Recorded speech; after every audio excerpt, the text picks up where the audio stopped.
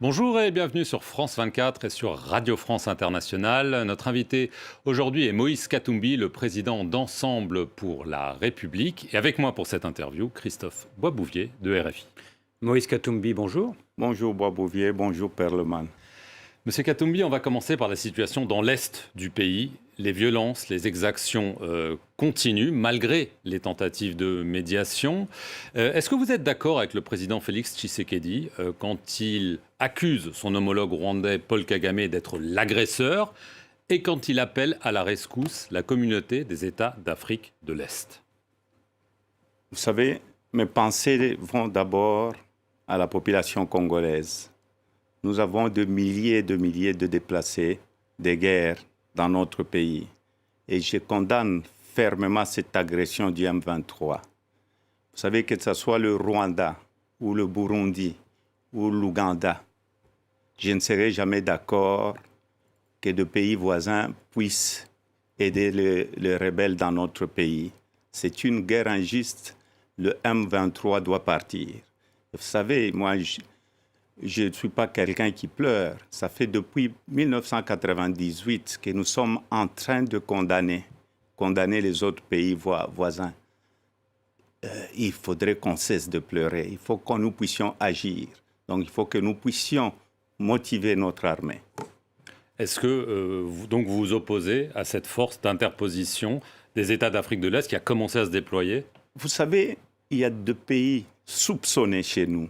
Il n'y a plus la confiance de la population. Nous avons une très bonne armée, mais nos militaires ne sont pas motivés. Vous savez, c'est une armée forte, une armée professionnelle. Nous avons des militaires qui ont débouté les M23. Ils avaient quitté nos frontières. Mais le grand problème que nous avons aujourd'hui, l'armée est démotivée. Moi-même, lors de ma tournée à l'est du pays, j'avais écrit au président Tshisekedi une lettre et j'avais parlé avec lui pour dire, écoutez, il faudrait qu'on améliore le salaire de militaires. Ils sont démotivés. Et aussi, il faut qu'on organise des bonnes élections parce que, vous savez, la légitimité aussi dans un pays doit compter. Et le grand problème que nous avons aujourd'hui, aussi longtemps que nos militaires ne sont pas bien rémunérés, le social ne marche pas et nous allons toujours continuer à pleurer.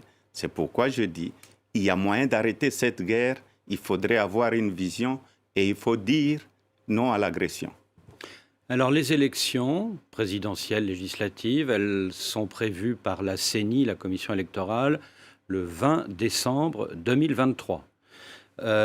Pour la plupart des observateurs internationaux, le calendrier est matériellement intenable et un glissement inévitable. Mais le président Tshisekedi affirme que ce ne sera pas le cas. Quel est votre point de vue? Vous savez, je me rappelle bien du cardinal Ambongo. Il avait dit, d'un mal, parfois, on peut sortir un bien pour le pays. D'abord, l'élection de Kadima a été contestée par tout le monde. Le président de la CENI. Le président de la CENI. Mais le plus important pour nous, c'est l'unité et l'avenir de notre pays. Oublions le passé, voyons voir l'avenir.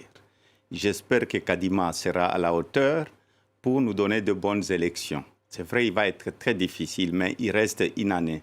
Si on a la volonté de changer les choses dans notre pays, le président Kadima doit les démontrer. Et en plus, le plus important pour moi, c'est les jours des élections. Je demande à la population congolaise, ils doivent aller s'enrôler. Et le jour, nous n'allons pas permettre cette fraude, les élections chaotiques qu'on a eues en 2018.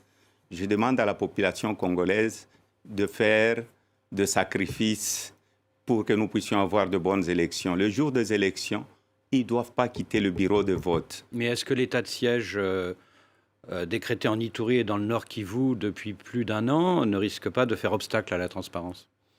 Vous savez, je veux parler de l'état de siège, mais je voulais terminer d'abord le jour de vote. Ils ne doivent pas quitter le bureau de vote. On doit compter et afficher le résultat. Et nous ne serons pas d'accord avec le vote électronique, on sera d'accord avec le vote semi-électronique. L'état de siège, c'est un malheur pour nous. On a renouvelé l'état de siège plus de 40 fois aujourd'hui dans notre pays. Et l'état de siège a été mal planifié. Malgré que j'étais dans l'Union sacrée, on n'a jamais été consulté, mais cet état de siège a créé plus de problèmes. Et je crois que si on a été contacté, si tout était planifié, le gouverneur militaire ne pouvait pas rester à Goma. On allait le mettre dans les territoires où il y a la guerre. Comme ça, il allait être au front au lieu de rester dans un bureau climatique. Mais j'espère bientôt les militaires vont tout faire pour chasser le M23 dans notre pays et que nous aurons de bonnes élections. Alors justement, à propos de bonnes élections, Adolphe Musito, l'ancien Premier ministre, accuse la CENI de planifier une fraude. Est-ce que vous aussi, vous suspectez qu'une fraude est en train d'être planifiée ou est-ce que vous accordez sa chance à la CENI encore ?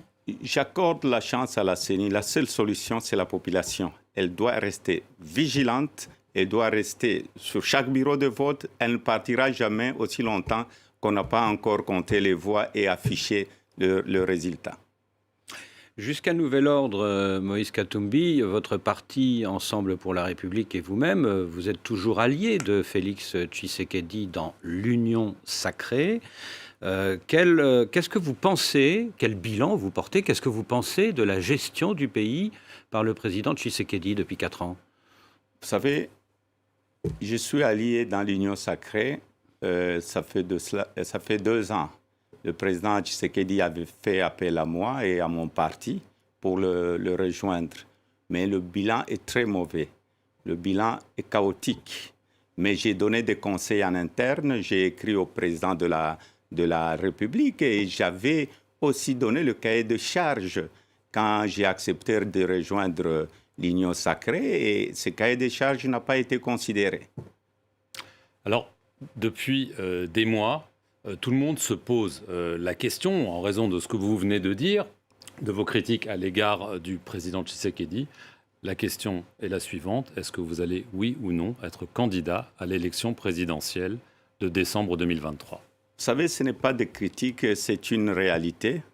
J'ai donné de conseils en interne, mais comme la situation continue à être chaotique, je dois sauver un peuple en danger. Et je serai candidat en 2023, mais je dois avaliser ma candidature au congrès de notre parti le 19 à Lubumbashi. Donc, je serai candidat parce que j'ai une vision pour mon pays et j'ai un bilan quand j'étais gouverneur et j'ai de l'expertise aussi. Je ne viens pas là pour faire de l'aventure parce que vous savez, il ne faut pas chercher le pouvoir pour le pouvoir. Je serai un président qui ne pleure pas. Je serai un président qui va trouver des solutions pour son pays. Donc ça y est, votre décision est prise aujourd'hui, vous êtes candidat ? La décision est prise, je suis candidat. Je suis candidat parce que j'ai une vision, j'ai un programme où on va nous respecter. Ce que je ferai, je vais créer de l'emploi. J'ai les infrastructures à refaire, il y a le tourisme. Aussi, on doit aussi reconstruire notre armée, donc la sécurité dans notre pays. J'ai tout un programme. Alors cela signifie qu'avec votre parti Ensemble pour la République, vous allez devoir quitter l'Union sacrée. Vous venez de nous le dire, vous allez tenir un congrès le 19, c'est-à-dire je crois lundi prochain. Ce sera où ? Et est-ce que surtout vous ne craignez pas que beaucoup de vos députés, sénateurs, ministres même, vous avez 5 ministres actuellement dans le gouvernement, ne vous abandonnent pour soutenir le candidat Tshisekedi ? Vous savez, j'ai décidé de quitter, donc j'ai dit au revoir à l'Union sacrée, mais je dois aussi consulter le membre de mon parti le lundi au congrès à Lubumbashi. Je sais qu'il y a des gens qui vont nous quitter. Et c'est ça la démocratie. Ceux qui partent vont laisser la place aux autres. Mais nous allons continuer avec de vrais combattants qui voudront que nous puissions changer la situation de notre pays ensemble pour un Congo meilleur. Alors, cette décision, vous y avez longtemps réfléchi parce qu'elle est lourde de conséquences. Il y a quelques jours, Laurent Batebenga, le président du tribunal de commerce de Lubumbashi, a démissionné. Il a déclaré dans sa lettre de démission, on va le citer, avoir reçu des pressions pour intervenir dans le dossier de votre société, MCK, c'est un long litige, afin, et là je le cite, de priver un adversaire politique des ressources financières qui lui donneraient les moyens de combattre le régime lors des élections de 2023. Il parle de vous, visiblement, et de quoi s'agit-il ? Vous savez, c'est le problème d'une ancienne société à moi qui est MCK. C'est un procès qui était ici à Paris, à la cour d'appel. MCK avait gagné le procès et à la cour de cassation de Paris. Et j'ai lu la démission du juge Batebenga. C'est ce que nous avions condamné ensemble avec le président Tshisekedi, l'arbitraire et l'instrumentalisation de la justice. Heureusement, il y a encore des personnes comme le juge Batebenga, mais nous avons de très bons juges. Nous devons laisser la justice fonctionner convenablement dans notre pays. Pourquoi les gens ne nous respectent pas aujourd'hui? L'instrumentalisation de la justice. Nous devons avoir une justice indépendante. Et pour moi, je ne vais pas faire marche arrière. Je serai candidat. Je sais qu'ils vont encore vouloir créer de faux dossiers. Je suis habitué, mais je me défendrai. Je me défendrai parce que j'ai une vision pour mon peuple. Mais là, quand il parle de pression, ça veut dire quoi? Une pression du pouvoir sur ce juge pour vous nuire. Enfin, c'est de ça qu'on parle, parce que peut-être qu'ils se disent qu'en effet, vous avez les ambitions que vous venez de déclarer. Mais vous savez, j'ai ces ambitions depuis 2016. J'avais déclaré ma candidature. Quand je suis allé à l'Union sacrée, ce n'était pas une plateforme électorale, l'Union sacrée. Il n'y a pas une charte à l'Union sacrée. Chacun est allé pour donner un coup de main. Donc, je suis candidat parce que je vois que mon pays va mal. Et je peux trouver une solution pour mon pays. Je l'ai fait quand j'étais gouverneur. J'ai un bilan, donc j'ai de l'expertise. Après 8 ans de brouille, vous avez serré la main de l'ancien président Kabila. C'était en mai dernier à l'église, à Lubumbashi. Alors évidemment, ça a surpris tout le monde. Mais maintenant que vous nous dites que vous êtes candidat, est-ce qu'on va vers un renversement d'alliance sur le thème « tous contre Tshisekedi » et est-ce qu'on pourrait voir, par exemple, Joseph Kabila ou plusieurs de ses partisans à votre congrès de lundi prochain d'Ensemble pour la République? Vous savez, au congrès, nous allons inviter tout le monde. Nous allons inviter tout le monde au congrès.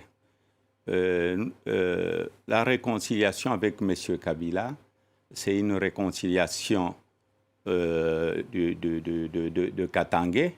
Donc, je serrai la main au président Kabila. Le plus important pour nous, c'est le pays, c'est le Congo. Je suis un chrétien catholique et j'avais serré la main et ma main était sincère parce que nous devons voir l'avenir en face. Et le plus important pour moi, ce n'est pas, pour le moment, nous n'avons pas un deal politique avec qui que ce soit, mais le parti va voir lors des assises ce que nous devons considérer comme amis et alliés. Y compris, pourquoi pas, les kabylistes? Vous pourriez faire alliance avec les kabylistes? Vous savez, pour le moment, nous avons un grand parti politique. Nous avons notre propre vision avec le parti politique. Pour le moment, nous marchons en tant qu'ensemble pour la République. Mais quand vous dites pour le moment, ça veut dire que ça peut changer, qu'il peut y avoir cette main à l'Église, peut devenir une alliance politique. Non, vous savez, il y a eu la main à l'Église, mais il y a plusieurs candidats qui se sont déclarés, et je respecte tous, je respecte tout le monde. Mais jusqu'à aujourd'hui, ce n'est pas à l'ordre du jour. Mais justement, il y a beaucoup de candidats dans l'opposition, en plus de vous, hein. Monsieur Katumbi, il y a Matata Ponyo, il y a Mouzito, il y a Fayoulou, pourquoi pas demain le prix Nobel de la paix 2018, le docteur Mukwege. Or, il n'y a qu'un seul tour dans votre pays. Est-ce que cette multitude de candidats de l'opposition ne va pas faire le jeu du président sortant? Vous savez, d'abord, je félicite mes frères candidats. J'espère peut-être qu'il y aura encore une femme qui va devenir aussi candidate. Mais c'est là, vous savez, le grand problème que nous avons aujourd'hui, c'est les élections à un tour. Le jour que je serai réélu président de la République, je vais remettre les élections à 2 tours. Donc, pour être président, pour avoir la légitimité dans notre pays, il faut avoir 50 plus 1. Si vous avez moins de 50%, vous ne pouvez pas défendre la population congolaise. Ça, c'est après 2023, mais là, on parle de maintenant. Oui, donc, quand je parle de maintenant, je n'ai pas peur. De toute façon, vous savez, la porte est ouverte à tous les candidats. Je l'ai fait quand j'étais à l'opposition. Avec le rassemblement à Genève, la porte est ouverte, mais là, j'ai un grand parti politique. Je ne peux pas décider seul aujourd'hui. Je dois consulter le parti. Et si le parti me donne le mandat de négocier avec les autres, c'est ce qui serait une très bonne chose pour le pays. Merci, Moïse Katumbi, de nous avoir accordé cet entretien. Et merci à vous de nous avoir suivis sur nos 2 chaînes, France 24 et Radio France Internationale.